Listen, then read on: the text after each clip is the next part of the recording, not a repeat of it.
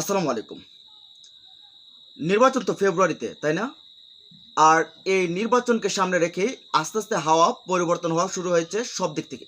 দেখেন জামাতের সাথে ব্যবসায়িক প্রতিনিধিরা যেমন এই সাক্ষাৎ করছেন, কথাবার্তা বলছেন, ঠিক তেমনিভাবে চায়না, পাকিস্তান, তারপরে থাইল্যান্ড বা বিভিন্ন দেশের এই রাষ্ট্রদূতরা বা প্রতিনিধিরা এসে কথা বলছেন। তবে এবার সবচাইতে বড় যে তথ্যটা আসছে সেটা হচ্ছে যে মার্কিন যুক্তরাষ্ট্র জামাতকে ক্ষমতায় চাচ্ছে। আপনারা আরও বেশি অবাক হবেন। তারা কেন চাচ্ছে এর পেছনে তারা ৫টা কারণও তুলে ধরেছে। তাহলে কি কারণ? যে জামাতকে তারা ক্ষমতায় চাচ্ছে। এখন জামাত কি গণতন্ত্র মানে বা মানবে?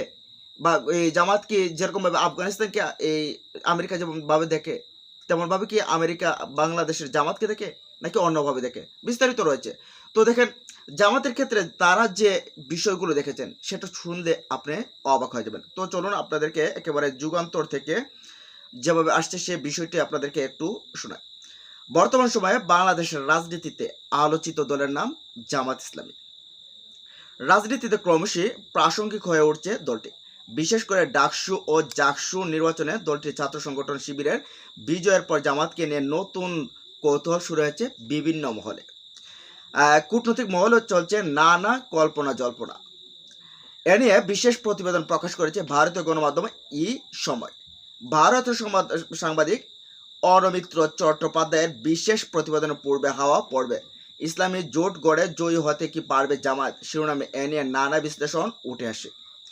তারা যে বিশ্লেষণটা করেছে সেটার ভিতরে কিন্তু একজন মার্কিন দায়িত্বশীল ব্যক্তির সাথে কথা বলছেন এবং তারা কিভাবে চায় সেটাও জানাচ্ছেন।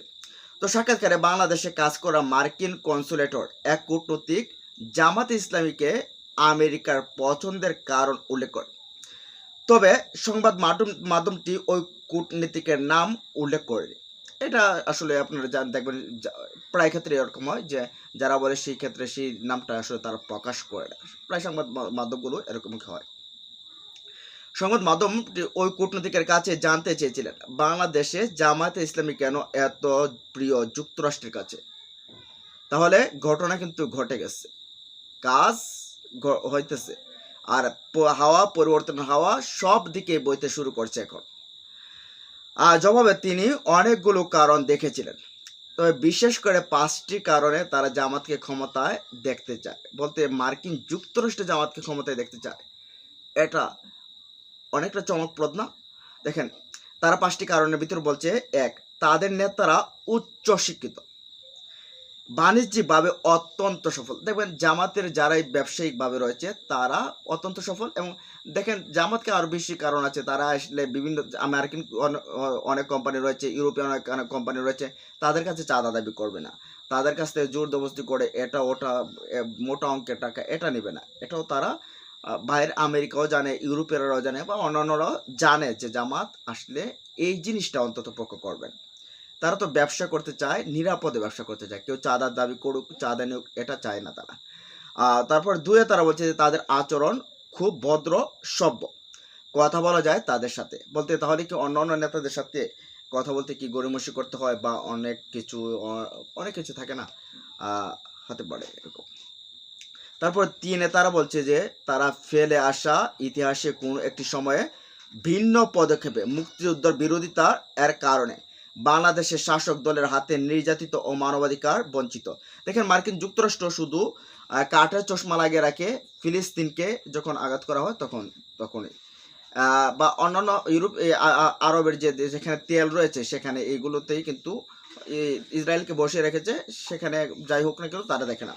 এছাড়া অন্য যেখানেই যদি মানবাধিকার অবক্ষয় হয়, নির্যাতিত হয়, তাদের পাশে দাঁড়ায়। তো এই বিষয়টাও তারা এখানে কোট করেছে।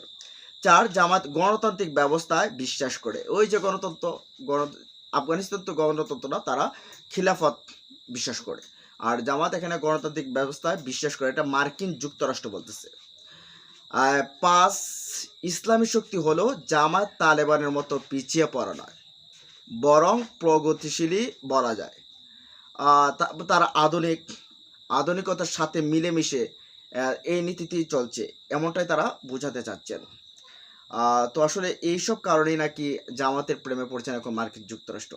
তো এই সময় প্রতিবেদনে বলা হয়েছে যুক্তরাষ্ট্র চায় বাংলাদেশের শাসন ক্ষমতায় আসুক জামাত। অনেক দশক ধরেই তাদের এই চাওয়া, এ নিয়ে তাদের লুকোচাপা বিশেষ নেই। সে মার্কিন কূটনীতিক আরও বলেন, যে দেশের 80-85% মানুষ মুসলমান, সেখানে জামাত যদি সরকারে আসে ক্ষতি কি? তারা শৃঙ্খলাবদ্ধ দল, তাদেরও উচিত একবার সুযোগ পাওয়া। কি আছে, ফেল করলে মানুষ সরিয়ে দেবেন। হ্যাঁ, এটাই তো, ক্ষমতা তো জনগণের হাতেই। যদি একবার আসলো, যদি তারা দেখা যায় যে এই আওয়ামী লীগ বিএনপির মতো বা গত 54 বছরে যে গতিক যে রাজনীতি চলছে, সেই রাজনীতিতে যদি জামাত থাকে, জামাত যদি সেখানেই ফিরে যায়, তাহলে বাদ দেওয়া দিবে। 5 বছর না হয় 5 বছর আগে আবার অভ্যুত্থান ঘটিয়ে তাদেরকে বাদ দেওয়া হোক, দিয়ে দেওয়া হোক। তবে একবার তো তাদেরকে পরীক্ষা করা দরকার। কারণ তাদের বিগত সময় দেখেন 2001 থেকে যে সরকার ছিল 6 সাল পর্যন্ত, সেখানে তাদের 2 জন মন্ত্রী ছিল, আলী হাসান মুজাহিদ এবং মতিউর রহমান নিজামী। 3টা মন্ত্রণালয়ের দায়িত্বে ছিলেন। তারপরে 111 সরকারের সময় যখন লাত্তিয়ে যখন গেছে আওয়ামী লীগ বিএনপি নেতাদেরকে যখন জেলে পড়তো ফখরুদ্দিন মঈনুদ্দিনের সরকার, ঠিক তখনকার সময় একেবারে মনে করেন অনবীক্ষণ যন্ত্র দিয়েও খুঁজে পায়নি জামাত এই নেতাদের ব্যাপারে কোনো দুর্নীতি পায়নি খুঁজে। এরপর 15 বছর হাসিনা দেশ চালালো, সেই সময় এসেও বিভিন্ন অজুহাতে তাদের নেতা কর্মীদেরকে হত্যা করা হয়েছে, কিন্তু দুর্নীতির অভিযোগ তাদের বিরুদ্ধে তুলতে পারেনি। তো এই জিনিসটা আবার মার্কিন যুক্তরাষ্ট্র এগুলো খুব ভালোভাবে দেখে, কিন্তু যে দুর্নীতি এগুলোর ব্যাপারে তারা দেখবেন করাপশনের ব্যাপারে বিভিন্নখানে নিষেধাজ্ঞা দেয়, বিভিন্ন অনেক কিছু তারা দেখে। তো তারা বলছে যে বিশ্বাসী, আমানতদার, তারপরে উচ্চশিক্ষিত, ব্যবসায়ী ফ্রেন্ডলি, এরকমভাবে চিন্তা করে তারা মনে করছে যে জামাত ক্ষমতায় আসুক। দেখেন মার্কিন যুক্তরাষ্ট্র বিশেষ কিছু রাষ্ট্র ছাড়া, রাশিয়া ধরেন, তারপরে চায়না ধরেন, ইরান ধরেন, উত্তর কোরিয়া ধরেন, এই রাষ্ট্রগুলো বাদে যদি অন্যখানে যাই ধরে না কেন, সবখানে কিন্তু মার্কিন যুক্তরাষ্ট্রের একটা বিস্তর প্রভাব রয়েছে। মূল রাষ্ট্র একটা প্রভাব রয়েছে, তারা যে কোনো সময় যে কোনো কিছু ঘুরিয়ে দিতে পারে, ইচ্ছে করে দিতে পারে। এখন আসলে তারা চাচ্ছে, হয়তোবা তারা বুঝতে পারতেছে, তারা গোয়েন্দা সংস্থার মাধ্যমে বুঝতে পারতেছে যে ঘটনা ঘটে যেতে পারে, এই জন্যই তারা চাচ্ছে হয়তোবা, বা অন্য তাদের মতো অন্য কিছু হতে পারে। তো আপনি কি মনে করেন?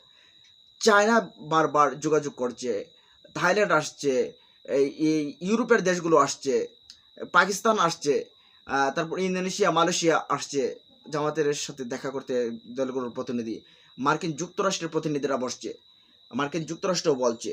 তো এখন আপনি কি মনে করেন সম্ভাবনা কতটুকু? জামাত কি আসলেই আসতে পারবে? আর আসলে কি ভালো কিছু করবে? জানাদের কমেন্ট বক্সে।